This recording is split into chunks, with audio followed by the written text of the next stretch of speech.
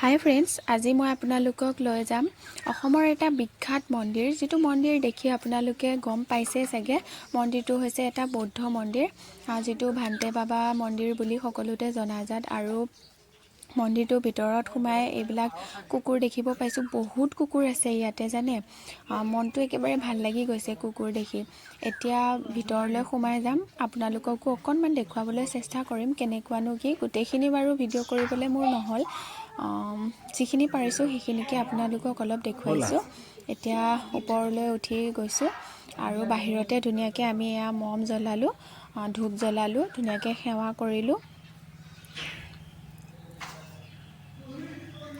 মন্দিৰটোৰ আছে তিনিচুকীয়া লিডুত। যিসকলে গৈছে তেওঁলোকে নিশ্চয় জানেই বাৰু।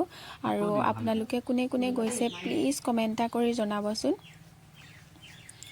আৰু এবাৰ হ'লেও এই মন্দিৰটোলৈ যাব, বহুত বেছি শান্তি লাগিলে, মনটো বহুত বেছি ভাল লাগিলে গৈ। এতিয়া ভিতৰলৈ এয়া সোমাই আহিছোঁ।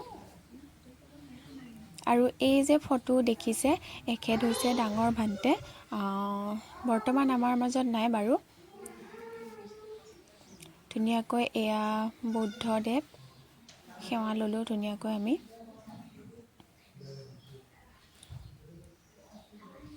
বৰ বিশেষ নাজানো বাবে সেইকাৰণে অলপেই ভিডিঅ' কৰিছোঁ। আপোনালোকে যদি জানে জনাব। আৰু কুকুৰবোৰ দেখিছেনে, ইমান যে কিউট দেখি মোৰ একেবাৰে মনটো ইমান ভাল লাগি গৈছে, দেখিছেনে। মোৰ ভিডিঅ'টো ইমানেই আছিলে, বাহিৰৰ পৰিৱেশ অলপমান দেখুৱাই দিছোঁ। বহুত ডাঙৰ হয় আচলতে বাহিৰৰ ভাগ।